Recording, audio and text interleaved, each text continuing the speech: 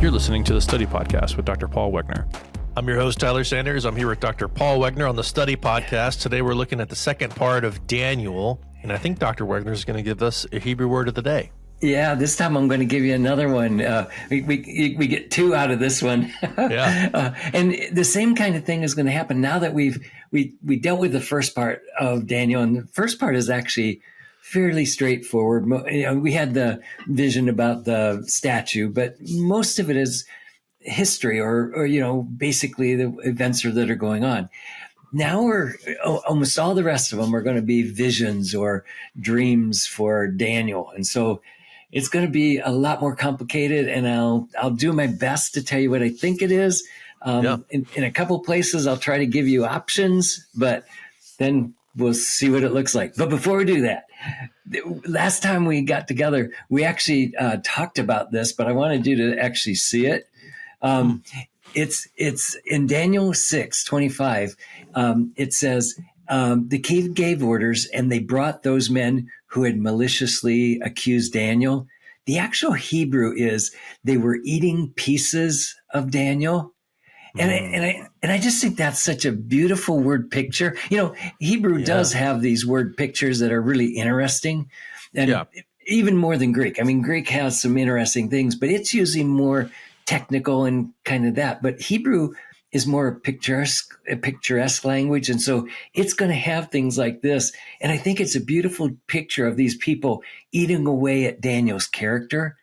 Yeah. And so I think it was kind of neat when the actual Hebrew says they were eating pieces of Daniel. Yeah. So, and it's very prescient that it also is connected to the section in which Daniel's thrown in the lion's den, right? Yeah. You would expect someone to get their pieces eaten. Yeah, there you go. So he had his pieces eaten before. Yeah. Right. Yeah. All right. Okay. So if you look here, we'd done the first 6 chapters last time. Now we're going to do the next 6. And I've pretty much divided them up into now these are all visions, and Daniel it's more for information for him. Yeah. All right. Okay. In chapter 7, it starts off right with a vision. Now, remember, just like before, I'm only going to read portions of it. And then if it jumps too far, I'll try to explain what's between them. But I'm just trying to pull out the most important stuff for us. So in verses 3 and 4, it says, the 4 great beasts were coming up from the sea, different from one another. The first was like a lion and had wings of an eagle. I kept looking until its wings were plucked, and it was lifted up from the ground and made to stand on 2 feet like a man. A human mind was also given to it. If you remember, in chapter 5, we had I think it's chapter 5. We had Belshazzar. That actually, I think it's chapter 4. Anyway, Belshazzar was told that he was this tree, and that tree was going to be cut down, and he was going to be made to wander like an animal around. This sounds very similar to what was going on there. And it does appear that the lion is representing Babylon. Now that makes perfect sense. That's the kingdom or empire that Daniel's in, right? So it would fit perfect for that. And then to have it lifted up, the idea of a lion is usually powerful, king of beasts kind of thing. And we already saw that kind of image for Babylon earlier in the vision of the tree and the other thing. So I think this fits really well. That's him. And then he's lifted up and made to look, to stand on his feet like a man. Fits the Nebuchadnezzar story really well. So I think that one doesn't seem to have too much problem. Okay. Then the next one is a bear. And this one is the one that some have questioned. Let me just read verse 5. And behold, another beast, a second one, resembling a bear. Now, notice they always say resembling, or the last one, it was like a lion.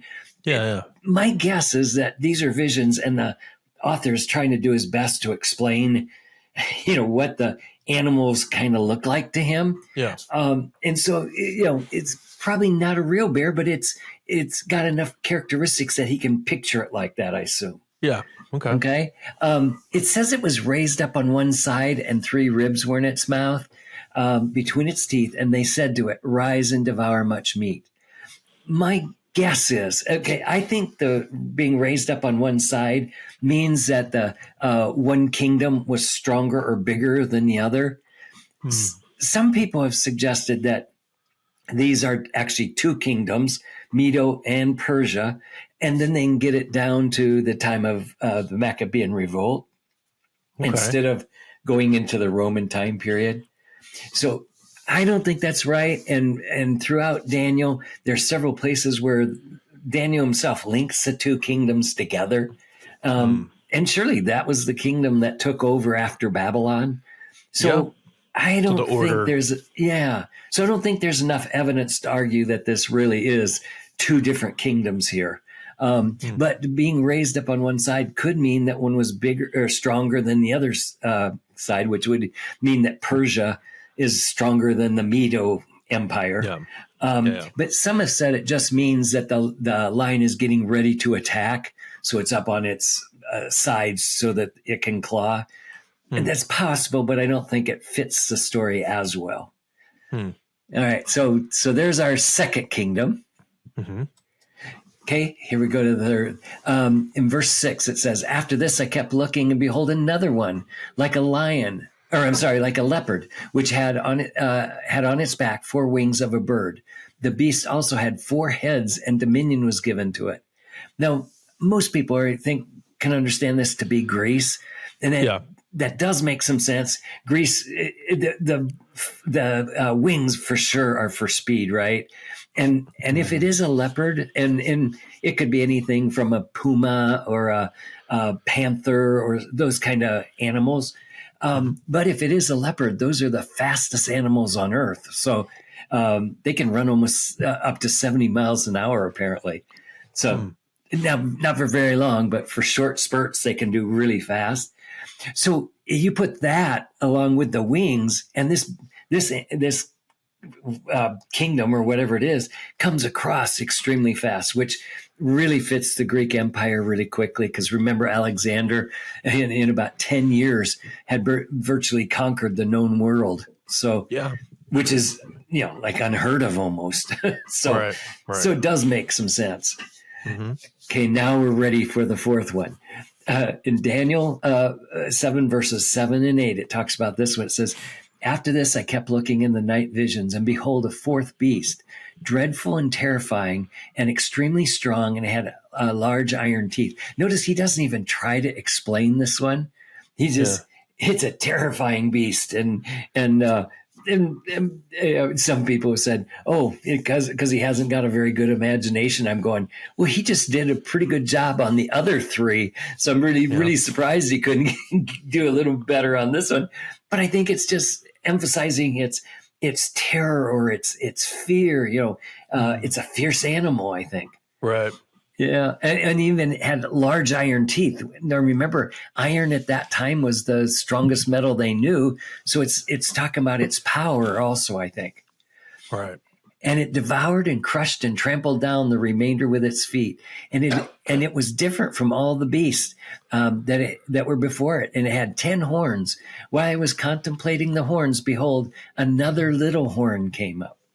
Okay, so this is now where it's getting harder to figure out these things. So we've got this fourth beast that's fearful and terrifying. It's conquering much land, and then a little horn comes up. So let's put that there. Even Daniel's going to ask about that one. That's so catches Daniel off guard. So let's keep going and see what he says. We're going to go to the next kingdom first, and then we'll come back. So in Daniel 7:13 and 14, it says, "And I kept looking in the night visions, and behold, with the clouds of heaven, one like a son of man was coming. And he came up to the Ancient of Days and was presented before him. And to him was given dominion, glory, and a kingdom. All the peoples, nations, and men of every language might serve him. His dominion is an everlasting dominion which will not pass away, and his kingdom is one which will not be destroyed." Now, if we put this along that statue in chapter 2, this would be that stone that comes and smashes the statue and it destroys it and then fills the world with its kingdom. So this one would fit that kind of thing. So we've got a divine kingdom, it looks like, being set up ultimately on the earth. Yeah. And I said on the earth because I think since all these other kingdoms had been set up on the earth, I assume it makes sense that even this one would be. Yeah, it's parallel kind of. Yeah, so that's my guess anyway. All right, now I'm going to skip some, but I'm going to come back to that little horn because Daniel asked about that. So in verse 24 says, and another will arise after them. He will be different from the previous ones and will subdue 3 kings. So we're talking about that little horn. He will speak out against the Most High and wear down the saints of the Highest One. He will intend on making alterations in times and in law, and that they will be given into his hand for a time, times, and half a time. Most people think that's 3.5 years. You get that by time being 1 and then times the 2 and then halftime. So you add them all together. And that's not unusual in Hebrew. That's kind of how Hebrew does it. If you're doing the number system, like 95, it would be, you'd have the 90 and the 5 are kind of separate words put together. So in Hebrew, that does make sense. All right, it goes on. But the court will sit for judgment, and his dominion will be taken away, annihilated, and destroyed forever. Then the sovereignty, the dominion, and the greatness of all the kingdoms under the whole world will be given to the people of the saints of the Highest One. His kingdom will be an everlasting kingdom, and all the dominions will serve. All the dominions will serve and obey him. So, all right, we've got that one that we had, the Ancient of Days kingdom. Now we've got this explained more. We got this little horn that gets destroyed, and then he's fighting. Apparently, this little horn is fighting against the saints of God. Yeah, and then for 3.5 years or something like that, they're given into his hand, and then comes judgment, and that little horn is destroyed. Yeah, and God's people set up their kingdom. So now, a lot of people say this is figurative language and stuff like that. Now, I'll give you that it's figurative language, but in the book of Daniel, most of the stuff that we've seen is intended to picture something. And so it's not just figures willy-nilly. These are intended to show us something. So that's how I'm going to understand it. And later on, when we talk about the 70 years and then the 77s, it starts off in chapter 9 with so quite literal, so that Daniel can actually figure out that the 70 years are almost over. And then God brings the next one on. So I'm still willing to say these are as literal as they can be to present a picture of what this future time is like. Right. Yeah. So that's at least at this point, the best I think I can do. Yeah. So it's figurative, but not meaningless or like empty or something like that. Or empty and more than that, it has some kind of analog. Yeah. And even more, it's pretty specific what it's trying to point out, I think. Mm-hmm. So, all right. That's chapter 7. Okay. So we've got all that, and now it's going to go into more detail. Now, interesting, I think the little horn in chapter 7 is actually a different one than in chapter 8. Remember, the little horn in chapter 7 was in the Roman Empire. Okay. Now we're going to talk about 2 beasts. Well, they're animals. These ones seem to be more like ones we would know, but these ones are going to talk about the Medo-Persian and the Greek Empire, and the little horn is coming out of the Greek. So we've got different kingdoms with that little horn talked about. Okay. Right. That's going to be really important when we get into the understanding of chapter 8. Okay. Okay. All right. Again, we're going to skip some, but I'll do my best to try to fill it in. All right. Verse 3 and 4. Then I lifted my eyes and looked and behold, a ram which had 2 horns was standing on the front of the canal. The 2 horns were long, but one was longer than the other, with the longer one coming up last. Now that really fits the Medo-Persians. Remember, the Media Empire was earlier, then the Persians took them over, and then it got so much stronger. So we got one really, really long horn and we got one shorter one. Both of them, I'd say, are long, but one is just longer than the other. So, so I think that fits that Medio-Persian Empire really well. Okay, verse 4 says, and I saw a ram budding towards westward, northward, and southward, and no other beast could stand before it, nor was anyone to rescue from his power. But he did as he pleased and magnified himself. Okay, so here's this explaining this ram, or this strong kind of animal, okay, to best our ability, 2 long horns. All right, now here's the next part.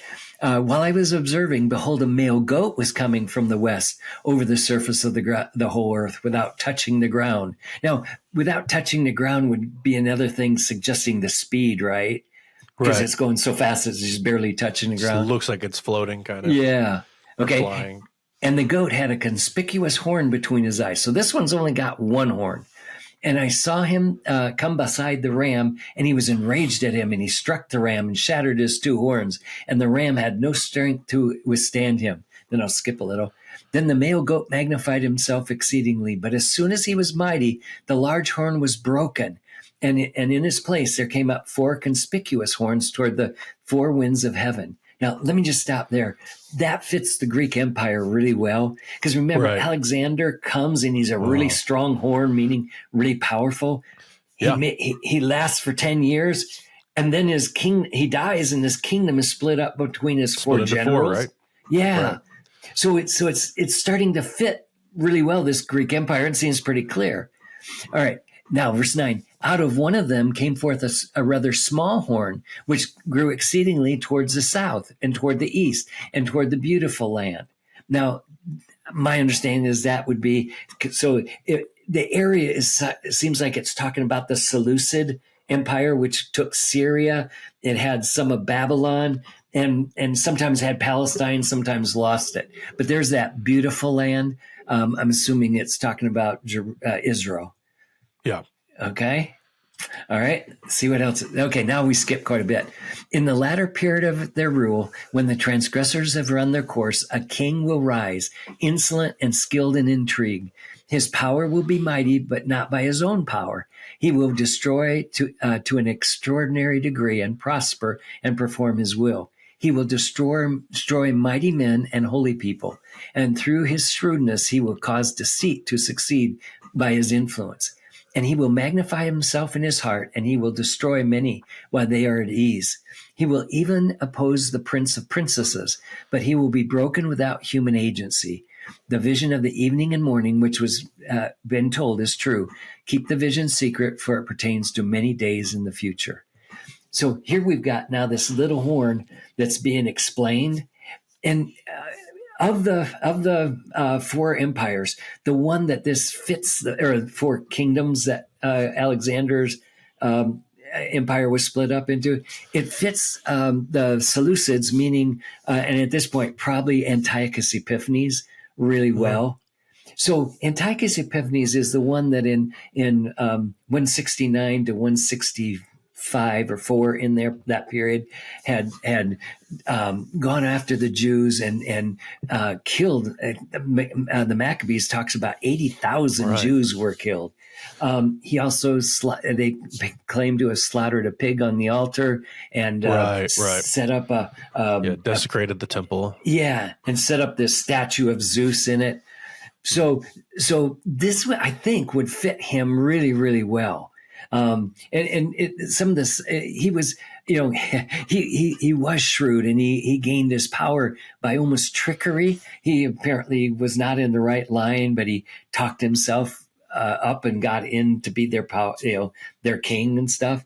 So it is interesting how it fits together, and I think this fits that really well. Now, being a little horn, if the other little horn was somebody different, and it seems like it is because it's in a different kingdom even, or empire. Yeah. My understanding is that this Antiochus Epiphanes is going to be a picture of the one that's coming after him. And I'm arguing that one that's after him is probably Antichrist or, something like that. Yeah. But Antiochus Epiphanes is going to be a good picture of him, I would think. So does that make sense? Yeah, I think so. Okay, so at this point, I'm trying to be as cautious as possible.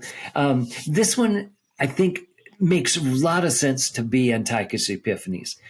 The other one is in the future, so it's hard to know. But we've learned a lot about the Antichrist from New Testament times and stuff. So I think that fits. Okay.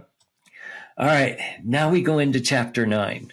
Okay, so we've already done 2 chapters, and both of them had amazing visions in them. One with all these different animals, the next one with the ram and the goat, and then now we've got a 70-year period that's talked about. I'm going to really skip a lot through here because the early part of chapter 9 is just a big description of the prayer that Daniel was having, asking God for forgiveness for the nation. But there are some crucial things I want to tell you about. So I'm going to start at verse 2. In the first year of his reign, I, Daniel, observed in the books the number of years which were revealed as the word of the Lord to Jeremiah the prophet for the completion of the desolation of Jerusalem, namely 70 years. So it's basically saying, I looked at Daniel, had the book of Jeremiah, and was reading it and could see that the 70 years were coming to an end. So in my understanding, so if that's true, they've got to be pretty much literal years, or how would he know that that's coming to an end? So I'm using that to help explain some of the other stuff later that comes. Okay. Similar, trying to be as similar as possible as I can in the hermeneutic I'm using in both parts of it. All right. So verse 3. So I gave my attention to the Lord God to seek him in prayer and supplication with fasting, sackcloth, and ashes. We have sinned and committed iniquity, acting wickedly and rebelling, even turning aside from your commandments and ordinances. Moreover, we have not listened to your servants, the prophets, who spoke in your name to our kings and our princes and our fathers and all the people of the land. Remember, they're in Babylon, right? They're in captivity. So Jeremiah would have done this too, but Daniel is explaining that he's sorry for all these things that got us in the mess that we're in. Okay. Right. And so that's basically what the prayer is all about. I'm jumping now to the end of that prayer, verse 20. Now, while I was speaking and praying and confessing my sin and the sin of my people Israel and presenting my supplications before the Lord, my God, on behalf of the holy mountain of my God, while I was still speaking in prayer, then a man, Gabriel, whom I had seen in a vision previously, came to me in my extreme weariness about the time of the evening offering. He gave me instruction and talked to me and said, "O Daniel, I have come forth to give you insight and understanding. At the beginning of your supplication, the command was issued, and I have come to tell you, for you are highly esteemed. So give heed to the message and understand the vision." Now, it says earlier that Daniel had been praying now in this manner for basically 21 days. And Gabriel said, well, I started coming at that time, but he's going to tell us that, or I can't remember if he tells it already, or he's going to, but he says that the Prince of Persia had stopped him and battled him so that he couldn't get here to answer Daniel's prayer. Okay. So it gives us some interesting information. I think it's coming and we'll see that. But before we get there, we've got this 70 week period. So we call it Daniel's 70 weeks. And basically what he did, he took the 70 number and now he's going to, it looks like, give him what future things are going to happen and using that number 70. Okay. We call it 70 weeks because the word for weeks is the word 7. So it's like 77. Sevens. Yeah. So it's kind of a play on the words kind of thing. Yeah. Okay. In verse 24, here's what it says. 70 weeks have been decreed for your people and your holy city. So make sure we realize it's the people and the holy city to finish transgression, to make an end of sin, to make atonement for iniquity, to bring in everlasting righteousness, to seal up vision and prophecy, and to anoint the most holy place. Okay, so these are 6 purposes, okay, or reasons for the 70 weeks. Some of them, I think, well, when it's number 3, to make atonement for iniquity. When Jesus came in his first coming, it was pretty clear that was the goal. He was going to make atonement for iniquity, right? Yeah. When it says to finish transgressions or transgression, my guess is I could fit that kind of in the same kind of thing. Sure. To make an end of sin, I think that would kind of fit into it. Kind of fits in the same thing. Yeah. Now, I could be wrong because some of these could expand into the rest of the time period. But it seems like when Jesus came the first time, it was to set up his kingdom and to make sure that he would have saints that were holy that could live in that kingdom. All right. Now, the 4th one is to bring in everlasting righteousness. I put that closer to the second, his second coming, because he's going to set up this kingdom that's set up in righteousness. And I think that's more the second time he comes. It says to seal up vision and prophecy. I put that at the second coming because the visions and prophecy won't be fulfilled or sealed until, the very end, I wouldn't think. Okay. And to anoint the most holy place, I got no idea what that's talking about. Right. Anointing something usually meant to purify it or to cleanse it and then to use it to get it working. So I'm assuming that the holy place. Now, remember, the holy place has already been destroyed in 70 AD, right? So what it's talking about is, I'm thinking there's this, Ezekiel talks about this temple that's set up in the future that he walks through and measures and all that. It's very possible it's just figurative, but it seems like it could be more than that. Okay, so we'll see. One of these days we'll know the truth, and right now I'm not sure we will. All right, but let's see what's next now. So how do people understand it?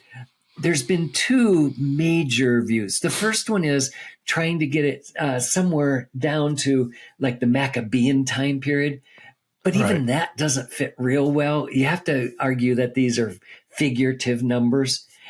But if the 70 was pretty literal, you would think that these next ones are pretty literal. So So people have argued that the going forth of a word to restore Jerusalem is in Jeremiah 29:10, where it says, "For thus says the Lord, when 70 years have been completed for Jerusalem, then I will visit you and fulfill my good word to bring you back to this place." Now, basically all that's saying is that they're going to come back to the land. It doesn't say a whole lot more than that. So I don't know, but if you look where it is, if it starts at 587, that gets us, the 40 years will be about 539, which that fits pretty well because they do return at that time. Cyrus comes and he could be the anointed ruler. He comes back. And then the 69 weeks or 62 weeks, I don't think does very well because it gets us down to 104. And that's when an anointed one is supposed to be cut off. In 104, some people have said it's Onias the third, but he's not around 104. It's before that, I thought. And then I got no idea what to do with the 1 week after that. So it seems like this one doesn't fit very well in my mind. So another one that actually is very literal and could fit is starting at 445 when Nehemiah goes back to rebuild Jerusalem. Yeah. Now, here's what 2:5 says. "And I said to the king, if it please the king and your servant has found favor before you, send me to Judah, to the city of my father's tombs, that I may rebuild it." Now, that one, remember, he rebuilds the walls, but this is a little unclear. What's he trying to rebuild? At this point, he's just rebuilding the walls. Later, he comes back and rebuilds more of it and gets it work. Even when he gets done, he tries to get it working with people living inside the city and stuff. So it's possible. This is the one I used to hold. the problem is you take 49 from the 445 and you get 490 or 395. Uh-huh. Yeah, and that we don't know what happened in 395. That's kind of random. Yeah. What we do know is that by that time, we from the Elephantine papyrus, we know that there is a king in Jerusalem that's reigning, and so it's very possible that Jerusalem, if that 49 years is this, if it's now restored, that would probably fit because we know there's a king there ruling, but that's about all we know. Okay, then you take the 62 weeks. So you take 62 times the 7 because it's the weeks, right? And that gives us 434 years. Most prophecies are usually in lunar calendars. But we know that when we go to Revelation and it talks about the 1260 days, that's 3.5 years, but it's in lunar years, not solar years.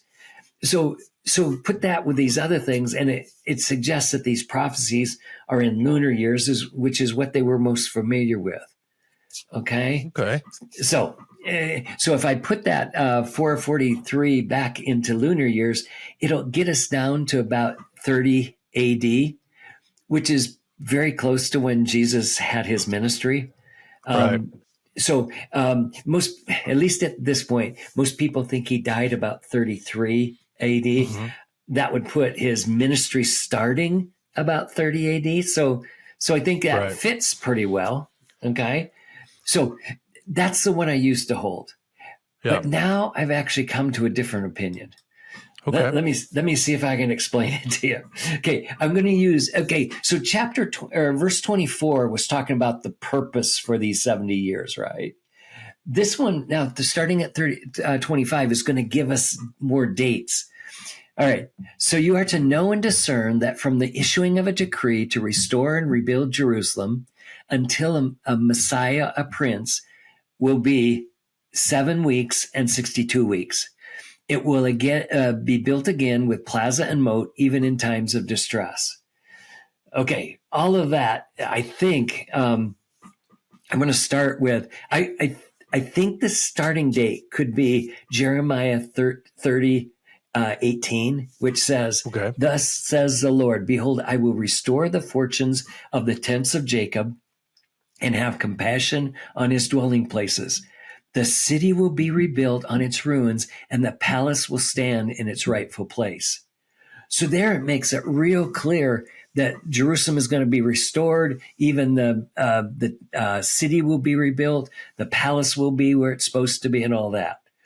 So that is a pretty good, I think, starting point, and it fits pretty well. And if you go to Jeremiah 30, the date it starts is 597.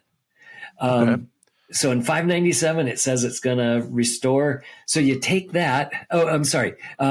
It says from the issuing of a decree to restore. So that's what we just had, and rebuild Jerusalem until a Messiah, a prince. So if you take the 7 would be 49. So if you take the 49 from that 597, you get 448. Now put that into lunar years, which remember lunar years are 30 day months instead of like 31.5, I think it is. So it brings it down a little lower. That puts it at 549 and 0.6. Well, that's exactly when Cyrus overtook the Medes. So remember, until Messiah, a prince. Let me show you a passage. In Isaiah 45:1, it says, Thus says the Lord to Cyrus, his anointed. That's the word we're talking about here. Messiah and anointed one are the same. Yeah. So I actually think it's talking about Cyrus. Okay, so let's go back here. So in issuing of a decree to restore and rebuild Jerusalem until Messiah or anointed prince. Notice there's no article, so it would be an anointed prince. There will be 7 weeks and 62 weeks, and it will be be built again. So this prophecy is talking about the restoration of Jerusalem. Mm-hmm. And from what we've got here, we've got Okay, so here's the first 70 or the first 7, and it gets us to Cyrus. Then we do our 62 sevens, which is again 434, but then we put it into lunar years, and that gets us down to 169. So 169 is actually when Antiochus Epiphanes comes and desecrates the temple. Okay. So now he doesn't destroy it, but he makes it basically unusable. Later they come in and cleanse it again. But when Antiochus does this and slaughters the pig and all that, it virtually makes it unusable. So I can see why that could be talked about. Okay, it would be restored up until this time when Antiochus Epiphanes makes it unusable. Does that make sense, Tyre? I think, I think I see. Yeah. I think I see how you're kind of stacking all this up, and then it kind of puts it in. I guess the argument would be this kind of fits the interpretation of Daniel 7 and 8 better, right? That like these kingdoms that are being predicted, then like you're seeing them kind of broken down in the 77s, right? Right. And I use that. Remember the 70 weeks. It doesn't. It helps knowing the earlier visions, but it doesn't necessarily fit. You don't see the kingdoms talked about and stuff like that, like you had in those earlier ones. Right. Let me go over it one more time. So the chapter or verse 24, that one is giving the reasons why they're doing this 70 years, right? Right. Or 70 weeks. Starting at verse 5 or 25, now he's going to give us some time periods. So he goes from the issuing of a decree to restore and rebuild Jerusalem until an anointed prince will be 77 weeks and 62 weeks. Now, and I'm assuming that it is the Jerusalem. It will be built again with plaza and moat, even in times of distress. So basically we've got the 7 sevens, which gets us down to Cyrus's time when he and remember he is called an anointed one. So it fits in Isaiah, for that. Then it's going to say, okay, now for 62 more weeks. Okay. And that'll get us down to basically when Antiochus Epiphanes comes and makes it almost unusable. So it says the city is going to be rebuilt for that long, and then it's going to have this make it almost unusable. Yeah. Does that make sense? Yeah. Okay. Now, if you're with me so far, that is the easier part because this is history. This is the history, right. So we can actually judge things by what's going on. So the next one is going to be a little more difficult. All right. So now we're into, so we did 25, verse 25. Now we're into 26. And here it goes. Then after the 62 weeks, so we've already talked about that when Antiochus Epiphanes is going to make it unusable, a Messiah will be cut off and have nothing. Now, it doesn't tell us how long after or anything like that. So if Antiochus makes it unusable in 169, this one's not coming until if I think this Messiah is Jesus, who's cut off and has nothing. Okay. And that's like at 30 AD or 30 or 33, somewhere in that time frame. Okay, it goes on. And the people of the prince who is to come will destroy the city and the sanctuary. In my mind, that is the clearest part of this whole prophecy. Jerusalem was only destroyed twice. One was in 586 and another one was in 70 AD. Yeah. So when it says the prince who is to come will destroy the city and the sanctuary, we're narrowed down to 2 time periods, and this has got to be after the 586, right? So that one, that one doesn't even make sense. So the 70 in my mind is our clearest one. So that actually puts Messiah being cut off in about 30 AD makes good sense then. Right. Okay. Because now then we've got the 70. So we've got this happening, then this happening in the destruction of Jerusalem. Okay. Then, and its end. Now the its is real unclear. It doesn't tell us what it is. Right. Could be city and sanctuary and stuff like that. Okay. its end will come with a flood, even to the end. And I don't know what end it is again. There will be war, desolations are determined. So he's saying that once the Messiah is cut off, Jerusalem is destroyed, there is going to be continued desolations and stuff like that until the end. And I'm assuming the end is the end of time, or, on this earth. At least this is my guess. Yeah. Or end times even. Okay. All right. So let me explain what I did here. I went to the passage that I think is, or the time that I think is the clearest. And that's when the city and the sanctuary are destroyed by the prince who is to come. The prince who is to come would be the Romans. 70 AD would fit that perfectly. Mm-hmm. Before that, we've got the Messiah being cut off, which I put Jesus. I think that fits there.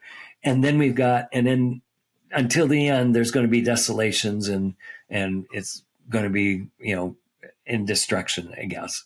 So I've got Jerusalem and the temple destroyed, and the city and temple remain in ruins. And if you go there today, you'll see it's in ruins. So I think that still is fitting. All right. Does that verse make some sense? I think so. Yeah. Okay. All right. We got one more.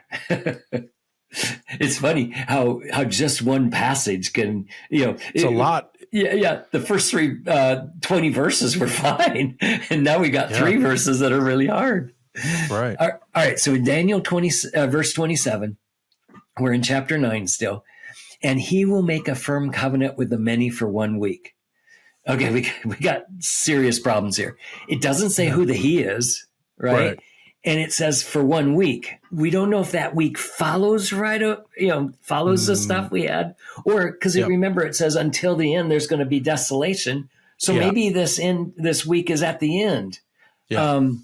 Okay. But in the middle of the week, he will put a stop to sacrifice and grain offering.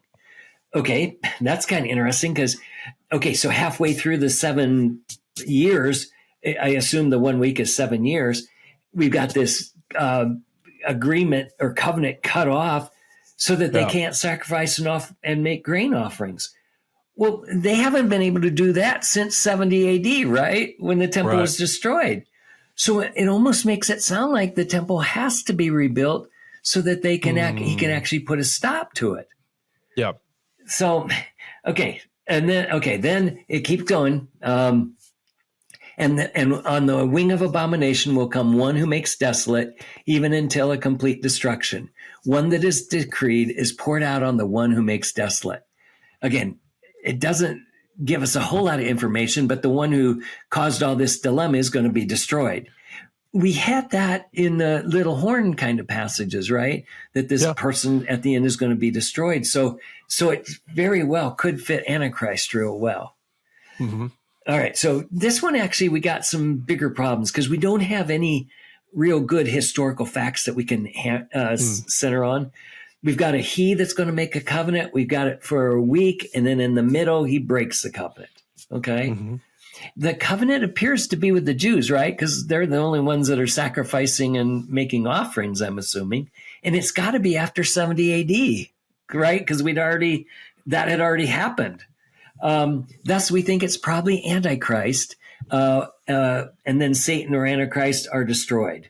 So that's how I understand this last part. Right. Does that make sense, Tyler? It does. It does. I got to admit, this is a complicated passage, though. Yeah.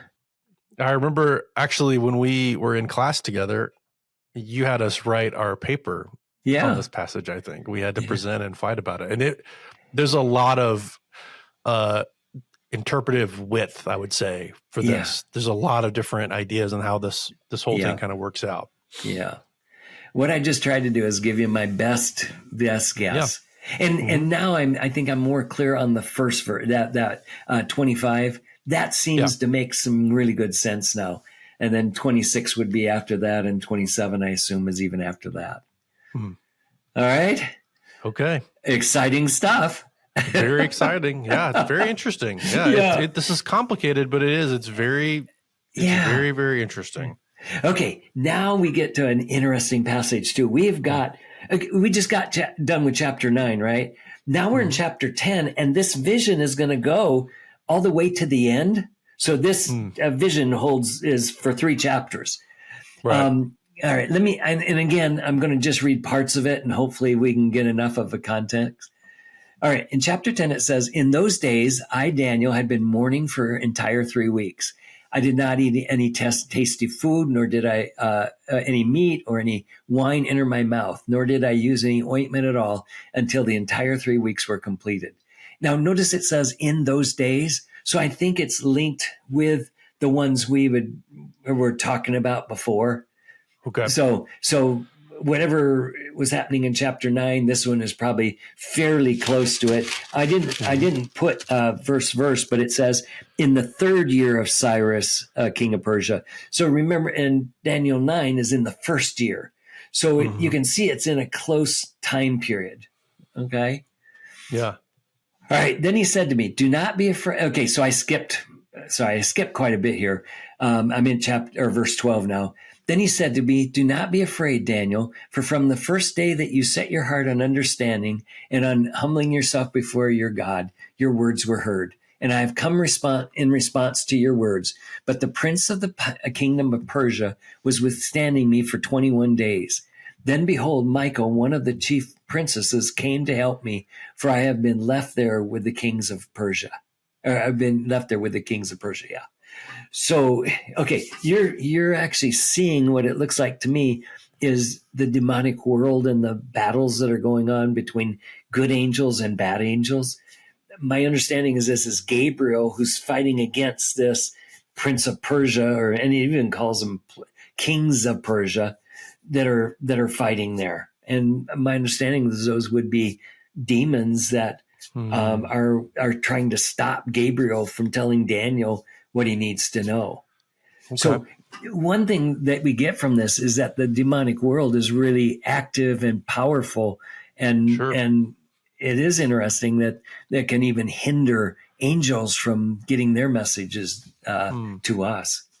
Yeah. So just something to realize, we're not supposed to be afraid of the demons because our God's more powerful than them, but we got to realize that they are powerful. Yeah, right. Okay, so that was chapter 10. Now we go into chapter 11, and it says, "In the 1st year of Darius the Mede, I rose to be an encouragement and protection for him." So I had told you that these two are connected. I was wrong. This one is actually in the 1st year. So this one actually fits more with chapter 9, and chapter 10 was a later one. So it's a little out of chronological order.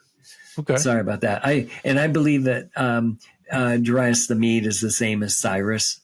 So that's okay. That connection we've made. Yeah. All right. So here's what he says. "I arose to be an encouragement and protection for him. And now I will tell you the truth. Behold, 3 more kings are going to arise in Persia." So he's apparently an angel's talking to Daniel. "Behold, 3 more kings are going to arise in Persia. Then a 4th will gain more riches than all of them. As soon as he becomes strong through his riches, he will arouse the whole empire against the realm of Greece." Now, this is interesting. We can actually go back, and if we start with Cyrus, the next 3 would be Cambyses the second, Beardia, and Darius the first. Then it says, and a 4th is going to be stronger. That would be Xerxes the first or Ahasuerus. Ahasuerus is the one that we hear about in Esther. So in his time, he fights against. It tells us he fights against the Greeks. Yeah. Okay, and we know they had serious battles and stuff. The Greeks actually won ultimately, but Ahasuerus is going to do some pretty serious damage for a while. Okay, so now we've got that done. Then the whole rest of the part, starting at verse 5, it is going to go from, it's going to talk about the king of the north going against the king of the south, and there being marriages between them and stuff like that. The part of the reason why is that here's Palestine sitting in the middle between the king of the north and the king of the south. And sometimes the king of the north will have power over them. Sometimes the king of the south will have power over them. So they're like in a middle ground being battled over. Yeah. But this history is so specific that even liberal scholars will argue this is too specific for Daniel to have known about. That's why this has to be written later. This is the passage, because it's so detailed that they have a real problem with because early dating. Yeah. And even some of the more conservative ones will argue they still believe it's a Maccabean dating kind of thing, but they argue it's because it wouldn't have made sense to the people in Daniel's time. But my response to that, well, no, it's gonna be for future generations, but they are gonna know that God's still watching over them, and that's the key, I think. Otherwise, why would God give us the Book of Revelation? He's given us that for these future times when we get to Him. Right now, it's a little hard to understand, but at that point, we are gonna be able to understand it more. So. Right. So it's, in my mind, it's the same kind of thing we have in the Book of Revelation, and of course, He's given it to help us, I think. So I don't think their answer is very strong. Okay, we get to the end here, and it's going really well. Once we get to verse 24, it gets pretty clear that it's about Antiochus Epiphanes, the guy that slaughters the pig and does all that to the Jews. Okay. But the problem is when we get to verse 36, it starts, the events don't seem to match up with Antiochus.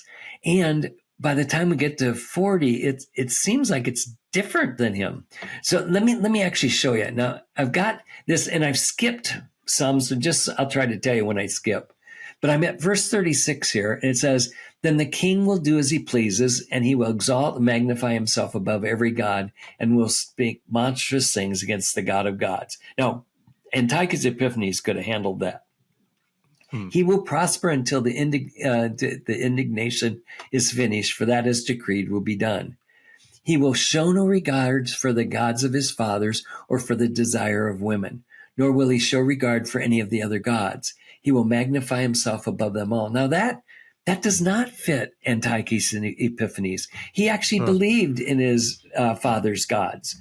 And this desire of women is probably the god Astartes. And he did, again, that probably wouldn't have fit him very well. But when he says he magnifies himself above them all, that does not fit him. So we wonder if what's happening is it's starting to go beyond Antiochus and Epiphanes to that next little horn, or the next one that's fitting there. Now I'm going to jump down to verse 41. He will also enter the beautiful land. Usually the beautiful land will be Israel, and many countries will fall, but these will be rescued out of his hand: Edom, Moab, and the foremost of the sons of Ammon. Okay, now that could fit okay with Antiochus, but then it goes to verse 44. But rumors from the east and from the north will disturb him, and he will go forth with great wrath to destroy and annihilate many. He will pitch his tents of his royal pavilion between the seas and the beautiful holy mountain. Now I'm assuming the holy mountain is Jerusalem, so between the seas and the holy mountain, and he will come to his end, and no one will help him. He came to his end, but he didn't come to his end in Jerusalem, or even in Israel. He was fighting against Syria, and he was up in that area when he came to his end. So this part, again, does not seem to fit. So I'm wondering if it starts off with Antiochus Epiphanes, but every once in a while goes beyond him, is what I'm thinking happens. Okay? It is possible that it's all talking about Antiochus and Epiphanes, and some people have said that he just got it wrong. Well, I have a problem with the biblical author getting something wrong. Sure, yeah. Okay, so I argue that no, he got it right. It's just, it's not talking about Antiochus Epiphanes. And would that mean Antiochus is kind of like a Antichrist type or something like that? Like that's kind of how he's... Yeah. But, which is fine, right? Because we already had that in chapters 7 and 8, where the little horn was in, the first one in 7. It's in the future kingdom in the Greek or Roman Empire, but in chapter 8, it was in the Greek Empire. So he's going to be a picture. That little horn's going to be a picture of that other little horn coming later. Yeah. Okay. So I don't have a problem with that. It seems like that does make some sense. Okay. All right. Now, I put this up here because I wanted to have some clue as to how these things fit together. The book of Revelation talks about, 1 Corinthians talks about a rapture, us being taken away. The question is, when does that happen? When does Christ return, and are the saints taken up to be with him? I'll tell you, I'm pre-trib. I actually think that the saints are taken away at the beginning of the tribulation, and then there's a 7-year marriage period, which in the Jewish understanding, that marriage would be that a 7 days is how long they celebrate it.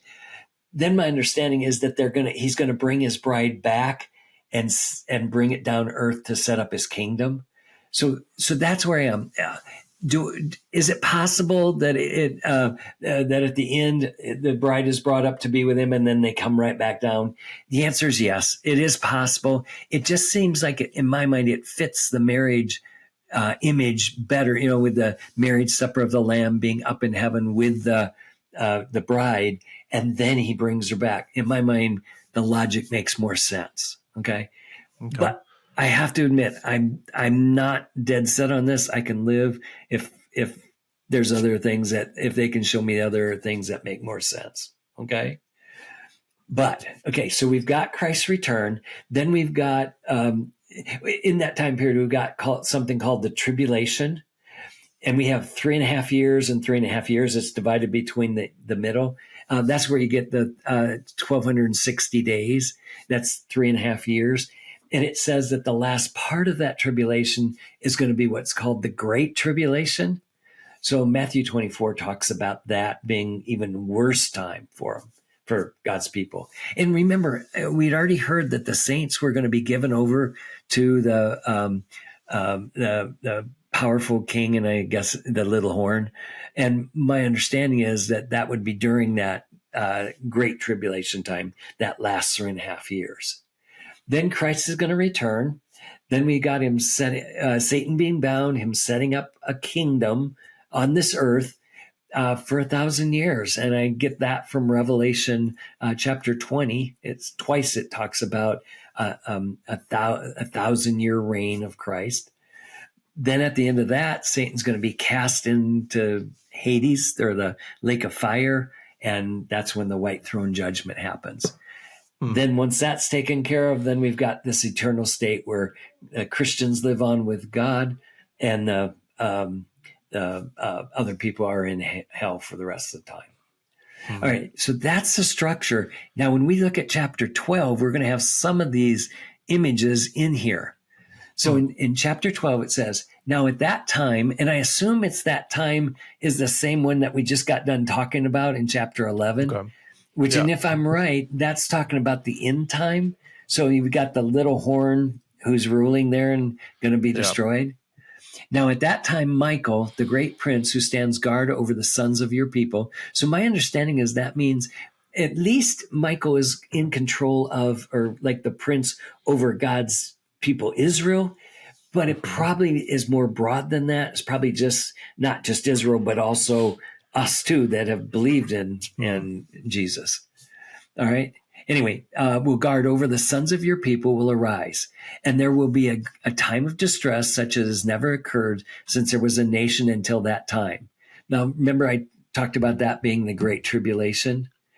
Okay. And at that time, your people, everyone who's found written in the book, will be rescued. So after the Great Tribulation, they'll be rescued. Many of those who sleep in the dust of the ground will awake, those to everlasting life, but to others to disgrace and everlasting contempt. So my understanding that he's telling us there's a resurrection. Some are going to come back to life and going to go to be with Christ. And that would be the go to everlasting life. Some are going to go to everlasting contempt in the lake of fire. Sure. Okay. All right. Verse 4, those who have insights will shine brightly like the brightness of the expanse of heaven, and those who lead many to righteousness like the stars forever and ever. So my understanding is that's talking about saints that have told other people about Christ. They're getting their reward. But as for you, Daniel, conceal these things and seal up the book until the end of time.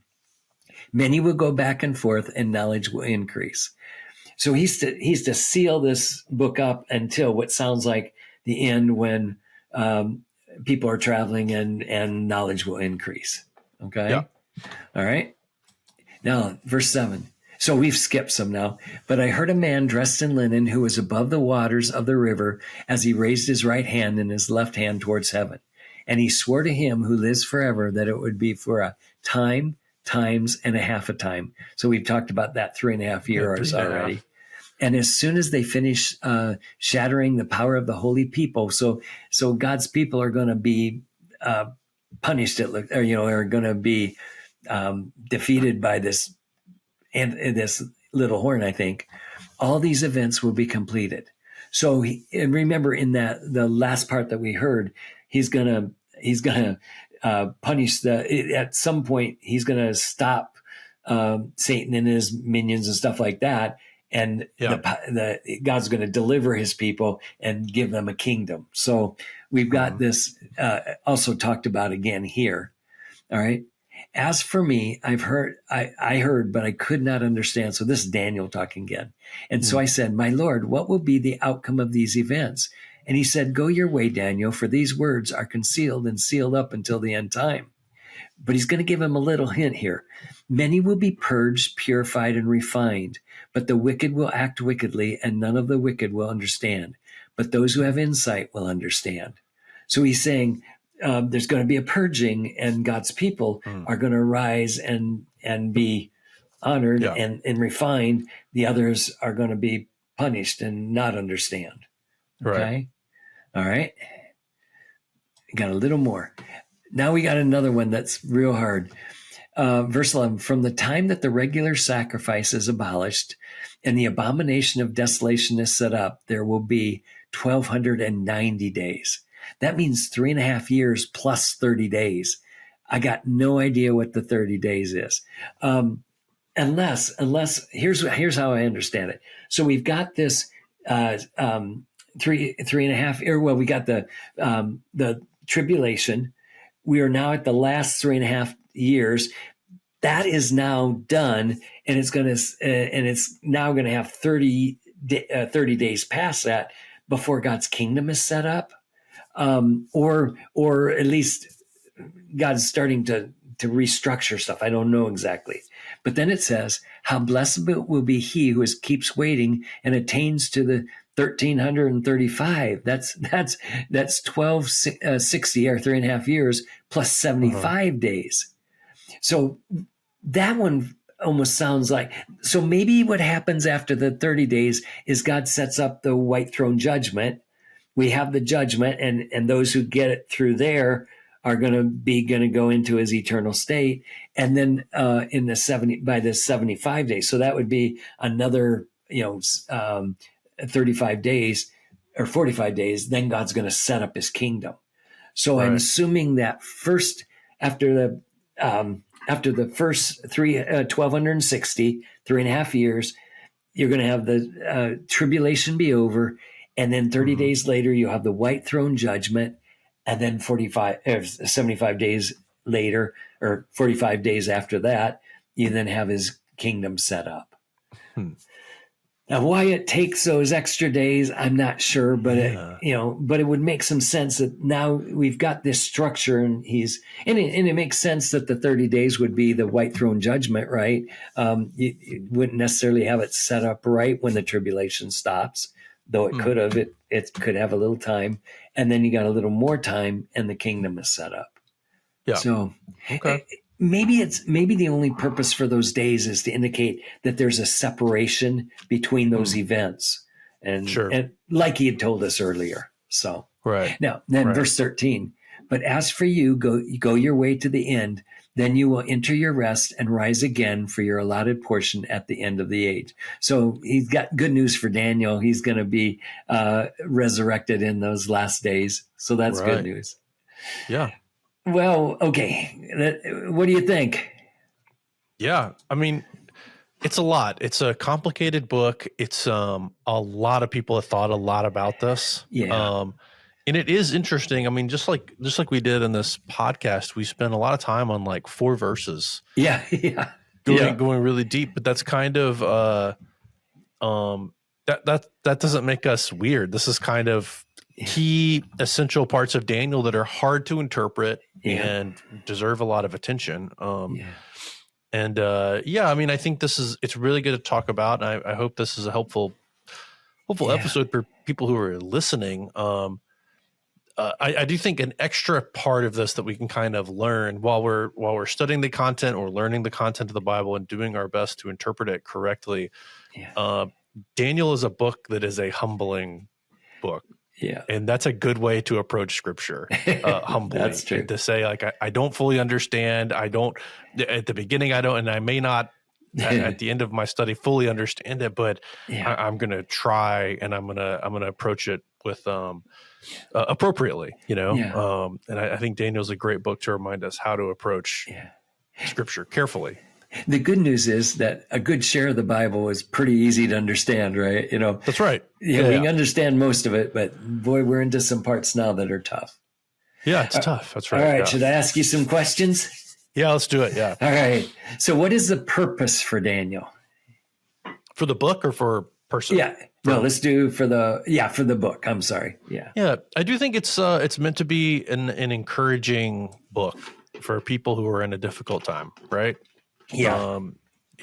Daniel's there with them, but now we're kind of seeing the descendants of Israel. They're in the tough times. They're in punishment. Yeah. They are separated from their land and the rest of the people. It's tough. And I think what we see in the book of Daniel is there's a future still. And God is making things right. So how does Daniel himself encourage the people? Well, I mean, I think there's a couple ways, right? I mean, for sure, the visions and what he writes are part of it, but also just his own life as an example, which I guess that gets a little complicated because that's part of the writings the people get. But I think his own life, just the way he's very interesting because he's in some ways disobedient, right? There are things he does where he disobeys the king, but he's always thought of as kind of an honorable, trustworthy person. So he's acting, he's in a context, a cultural context where he is taking some risks by not doing exactly what the king says, and there's some ways he's disobedient, but he's very civil and he's honorable in that, and he's respected even though he's doing kind of breaking the rules, quote unquote. Good. And I think that's an example for how the rest of the people should also live. They don't have to give up. They don't have to bow before the king and say the king is God. You don't have to do that, and there's still a path forward with that. Yeah. Now, how do the visions actually help someone sitting in Babylon? I think they are supposed to give some level of comfort that God is working things out on a major scale and that there's going to be return. Like there's still hope in the midst of all this. And he's starting to show the means by which that hope is going to be, come to fruition, basically. Good. Okay. All right. How about this? How and why does God use Daniel? A couple ways, right? There's for sure as a prophet and writing all this, all the visions down, interpreting all this stuff. But again, like we were just kind of saying, like he uses Daniel's an exemplar in his life, I think, too. Okay. And he's a faithful follower of God, and he's very obedient. And the lion's den really can't be overlooked. I know it's kind of like probably the most popular, one of the most popular kind of narrative elements of the book of Daniel. But like that's certain death. He gets thrown in with certain death, and he not only survives that, he's confident in God through that. So that's so there's something about who he is as a person, that's important to not just as immediate context, but to us today as Christians. Yeah. Can God use us like he did Daniel? I think so. Yeah. Yeah. I don't know that we'll be prophesying like that. Okay. But I do think this idea of like we can be there's probably something in Daniel that we specifically today can learn about how to be Christians in a culture that's not necessarily Christian. How do we kind of exist politically and spiritually and civically in a culture that sometimes is in disagreement with us? Good. Number 3 is this is apocalyptic literature. At least the last part is. How does it differ from other biblical material? Yeah, in a lot of ways, right? Okay. It's definitely about the future. We have some future things happening here. Okay. I'd say part of what makes it different from just like some of our other prophets, because we would interpret, some of these other prophets, they're talking about things that haven't happened yet as well. It's a little more complicated than that. It's not just, telling the future or something like that. Yeah. But there's something about the culmination of all things we're getting in here. That's part of what we're seeing in apocalyptic material is kind of the end of God's efforts and actions kind of with humanity on earth. I think we're seeing towards the, end times would be kind of the term, which seems like a little bit of a cheat to say here, but where we're headed. Okay. And how do the visions, they're more figurative, or they're using images to help us know. Yeah. And a lot of times in the other things, we don't have those kind of images or stuff to help us. Well, and a lot of times in other prophets, and we see this too, I think in, New Testament as well, a lot of our kind of figurative language is still very, very real in a sense of like, real's not, maybe natural would be a better way to put it, but there's lots of like imagery of like things that we just would see every day. Okay. Yeah. Right. Elements in nature, stuff like that, trees or, water, ocean. There's lots of things that are the metaphor is like something that's very concrete that kind of everyone experiences and can kind of more easily understand. And some of our imagery here is hard to imagine. It's not necessarily, we don't necessarily have I guess some of the animals we would have some perspective on, like, it's like a bear, it's like a lion, but also there's elements of them that are things that we would have never seen before. Right. Good. All right. What do we learn about God from this passage? Yeah, that's really good. I mean, I think that's a good question. It's probably one of the main questions we should always be asking. God is faithful. He's powerful. Like all these things are working out according to his will. I think would be a major element here. And probably an important part of why the book of Daniel was even written and given to people is that, like, how do you see God acting whenever you're suffering, whenever you're in a situation you didn't think you were going to be in, things aren't great. And in Daniel, we're kind of seeing a little bit like God is working all these pieces towards a greater end. And it's possible you won't even see that. Yeah. It may extend past you. A lot of what we're seeing in Daniel is it's written to a people, but it's also written to us, 2,000 years later, and they didn't necessarily see the end, and we may not necessarily see the end in our physical, corporeal experience. But I mean, we do see this evidence that God is in control and he's using all these elements towards his own purpose. Good. Well, what do you think? We made it. Yeah. This is a challenging book, and I alluded to it, earlier in this episode that we studied it together.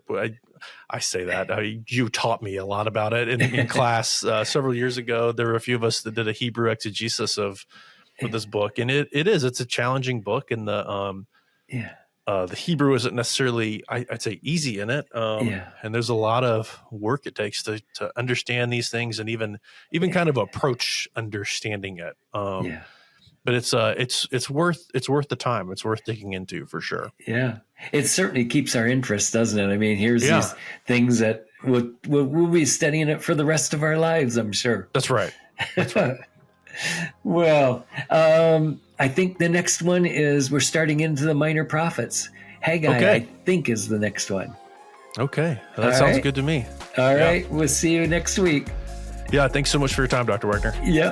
Bye-bye.